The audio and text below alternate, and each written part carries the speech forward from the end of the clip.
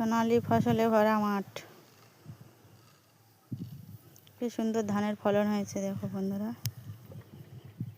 ঝাপটা থেকে হাত থেকে বেঁচে ভালো থাকলেই ভালো।